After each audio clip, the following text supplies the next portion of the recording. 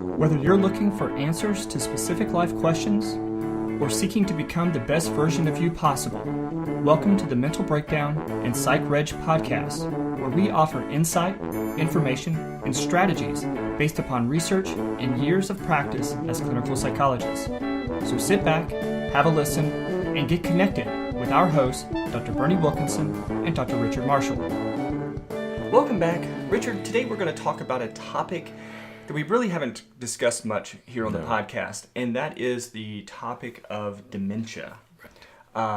Dementia is a psychological, not really psychological as much as it is neurological condition that is primarily seen in the elderly as we get older.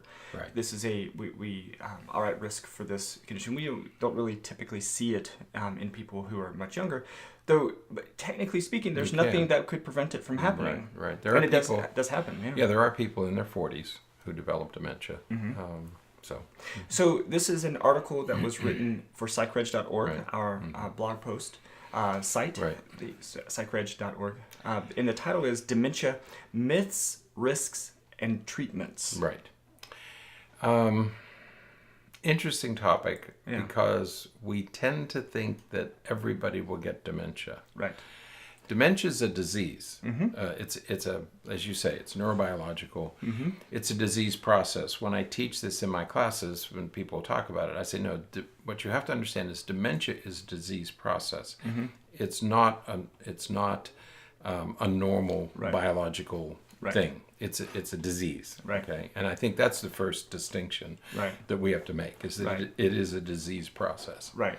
And again, so what we're working to do here is differentiating between dementia and cognitive decline, sort of general cognitive decline that associated with aging. That does happen with aging, absolutely.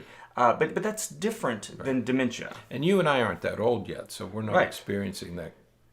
Well, one of us. What were you going to say? I forgot. I forgot. No, where are you going with this? Right, because I am old. Yeah. Okay, and there's a physiologic decline. Right. Our bodies. Right. With age, there's a I mean, by the time we're in our 40s, most of us have to wear some type of glasses. Some people have to have hearing aids. Some people, your skin dries out and things start to... So there are these physiologic changes that occur with age, and the brain is no different. The brain also changes with age. Okay? Absolutely. But dementia is a disease process that changes, rapidly changes the brain. Yeah. Okay. And that's what we want to talk about here. Right. No, there's several different types of dementia. That's the first thing that we're going to mention here. Right. Alzheimer's is the most prevalent. It's the most common. It's the one we hear about the most often. Right. But there are others. There's one called frontotemporal dementia. There's dementia associated with Parkinson's. There's dementia associated with HIV. Right. And people forget about Parkinson's. We think of the motor dysfunction, but you don't think about the dementia that accompanies Parkinson's, which may be the larger of the two problems. Right. Is the dementia that occurs. Right. There's vascular dementia. Which has to do with blood flow. Right. In the Lewy bodies that can attack the brain. Right. And these are just a few of a long list of dementing disorders that occur in man. Right. And some of the, you probably heard much about the new research looking at the consequences of repeated concussions. Right. And that is another, getting to be another type of dementia. When you mentioned HIV, because that's another one that we don't typically think about. But when we first studied HIV, when the infection first hit particularly in South Florida, which was one of the places where they had an epidemic, and the experts at the time were saying the problem with this disease is the dementing aspects of it. He said people are going to get this disease, not realize they have it, and they're going to develop dementia. And we're not going, but those were in the years before we knew very little about it. But there is a dementing aspect to a dementia aspect to HIV. Right. So in this article, she identifies 4 myths. Right. And so and those 4 myths are real concerns, real beliefs that I think most people hold. That's right. And for people who are just beginning to deal with a relative who might, you suspect, might have dementia, these are really, really helpful, really important, these 4 myths. So we'll go through the 4 myths, and then we'll talk about the treatment part, because that part's important. But the 4 myths are that it's a normal part of aging. Right. It's That's not. myth number 1. It's not a normal part of aging. Right. Number 2 is that as you get older, you're going to get it. That's right. That there's an inevitability that we're all going to get dementing disorders as we age. Right. That simply isn't true. And I love the data that she puts in here because it's so helpful. That after age 65, the risk of a person developing dementia doubles every 5 years. 5 years. So you're 65. By the time you're 70, the risk doubles. By the time you're 75, it doubles again. Okay, so that's true. But however, only 5% of the population get it. So let's repeat that. This is only going to occur in 5% of the population. Right. Okay, 95% of people, this is not going to happen. Right. Okay. Right. So keep that in mind. Right. The third myth is that there's nothing you can do about it. Right. And again, that is just simply not true. We know that there are things that decrease your risk of getting it, even if you have a genetic predisposition for it. We know that there's a decreased risk. One of the things that we used to talk about early on in research, and this was maybe 15, 20 years ago, is smoking. Right. It was fascinating, but the not so funny, ironic joke was that it's because you struggled and died from lung cancer before you could develop it. But no, what it really is that we didn't know it at the time, I don't think, but the nicotine in the cigarettes sort of created a buffer, a protective factor. We could do a week's worth or more on nicotine, but again, there are some things that we can do to decrease our risk for developing dementia. If you smoke, first of all, you're going to have oxygen depletion, or oxygen deprivation, or oxygen insufficiency. That's one problem. And second, you could increase your chances of vascular disease. Right. And vascular dementia is one of the dementing disorders. Right. You may not get Alzheimer's, but you're going to get it. But you may get something else. Some type of dementing disorder. Repeated head injuries. Talked about that. Alcohol abuse, where you get Korsakoff's syndrome. Right. That's reversible, but only if you stop drinking. Right. Okay, but that's a vitamin K deficiency. It's not really because of the alcohol. So there are protein deficiencies that large, significant amounts of time of being malnourished. Right. It doesn't happen.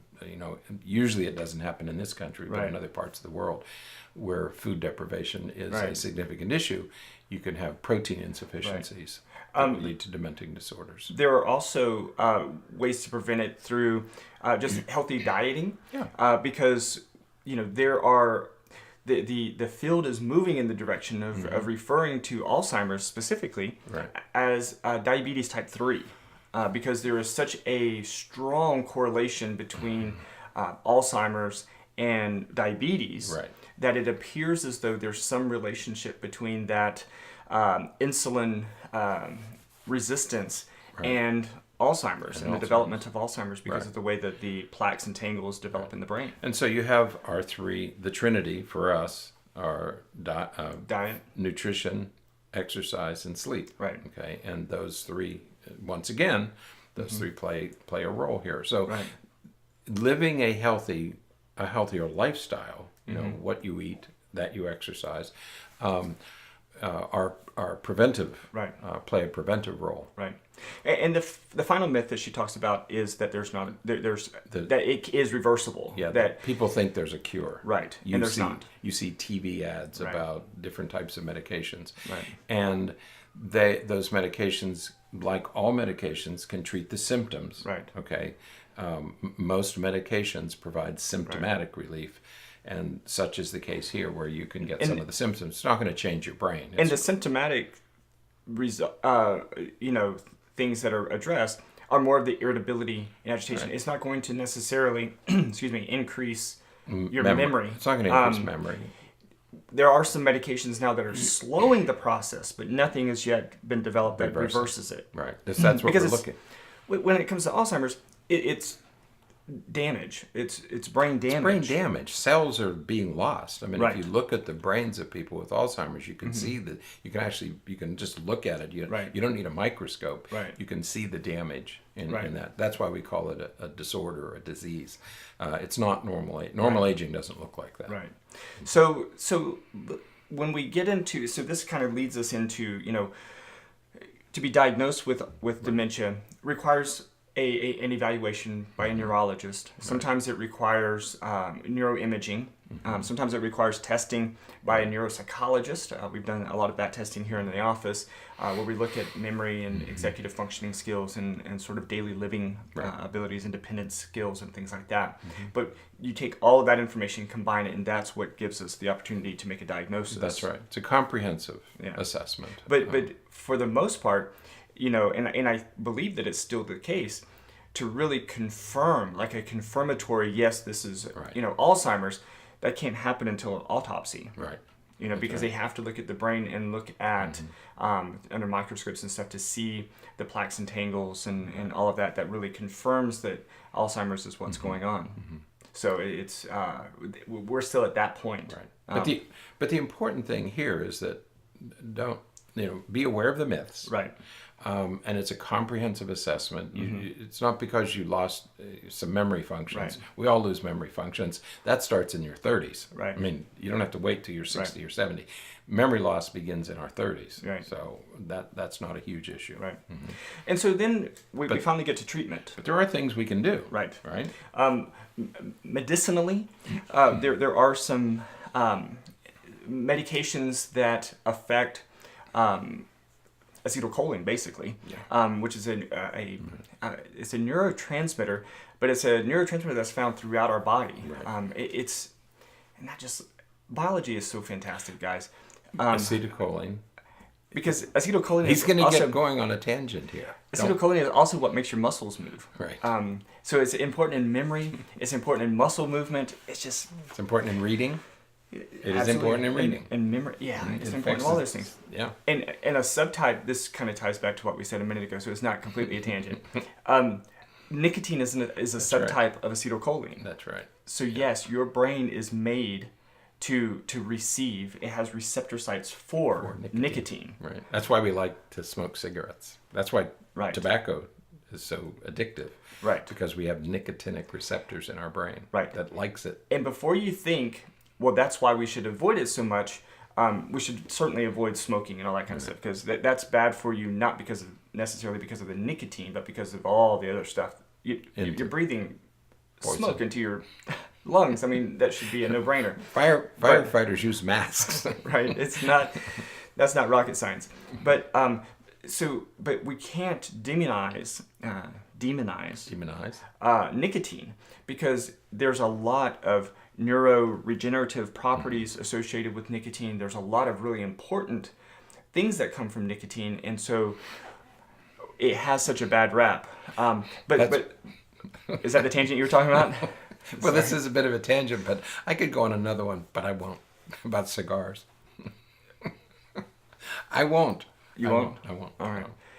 Maybe that's why I won't. But there are medications that work with acetylcholine and help boost the amount of acetylcholine in our brain, and that seems to, again, at best, slow the process. It's going to help a little bit with function. Right. What you need to understand is the medications are going to sort of facilitate function. They're not going to change structure. Right. You're not going to grow new neurons. You're not going to change the brain in any structural way. Okay, so we can't expect that. Right. Functions and symptomatic relief. We know that with dementing disorders, you have increased anxiety, you have increased depression, and so we can treat those things. Right. Some of these medications will treat those things. Right. Okay. Yeah. But, and then there's lifestyle things that we've already kind of referred Absolutely. to. Your diet, exercising, staying cognitively engaged. There's some research to suggest that thinking, problem solving, doing those kinds of things help fend off the consequences or the risk of some of these dementias. You have to keep your brain active. It's a muscle. It's not a you muscle, have to but keep your active. joints active. You Right. have to keep your brain active. You have to keep your internal organs Right. active. The more active you are, mentally, intellectually, cognitively, the more of these functions you're going to maintain. Right. If you stop moving, for example, if you're sitting, and we're going to talk about sitting, That's the next podcast. later. But if you sit too long, your joints are going to atrophy. Right. Your body is meant to be used, Right. and you have to keep using it. Right. Yeah. So that cognitive engagement in your environment with other people is really important to help prevent or decrease. The real enemy here is social isolation. Right. What you want to do. The worst thing you can do is to live alone. Right. And of course, that's what happens with the elderly. Married couple, for example, the children are gone, and then you have married couples, and one partner dies, and then you're alone. Right. Okay, and you can be alone for 20 years. Right. I mean, we noticed a decline in my grandmother when she lived alone. She lived by herself in a small house for several years, and we noticed a rapid decline. It wasn't because she had Alzheimer's. It was because she was socially isolated and had stopped doing the things that she had been doing for 80 years. Yeah, absolutely. So yes, there's not a cure, but there are things that decrease its impact and decrease your risk. Right. So, and we talk about a person-centered approach or a we should be doing a multidisciplinary approach when we're dealing with this. If for those of you who are caregivers or you have a relative who has this, you have to think in a multidisciplinary way. Right. There are medications. You have to stay active, avoid social isolation, occupational therapy, physical therapy. Surround this person with the supports that they need to remain as active as possible. Absolutely. Yeah. So you're not going to cure it. There's many, many things you can do. Right. Check out the article. The link is in the show notes, and they have links to all kinds of different things, different research organizations and other places where you can get more information. Information. Because information is important. So, right. And remember the caregivers. Right. If you're a caregiver, be very, very careful because 75% of caregivers are going to struggle with the tasks. And the younger you are, the harder the struggle is, because it's harder to understand this at 30 than it is at 60. Right. So be careful if you're a caregiver and take care of yourself. Absolutely. So, all right, that is it. Make sure you're following us on iTunes and Twitter and YouTube, and subscribe to all of the different ways that you can get the podcast, and share it with your friends and family and people that you like and people that you don't like. That would be great. Share it with people you don't like. Yeah, why not? I don't have any people I don't like. And then we can... Man, that threw me off. I was but definitely follow us. Write a review on iTunes. That'd be great. Or rate us at least so that other people can help find us. We really enjoy the conversations that we have on YouTube. Yeah, right. I like those that engagement. That we're getting, right. You can also check out our Patreon page, patreon.com/thementalbreakdown. It's a great way if you like what we're doing and you are as eager as we are at getting at some of the additional things that we hope to do.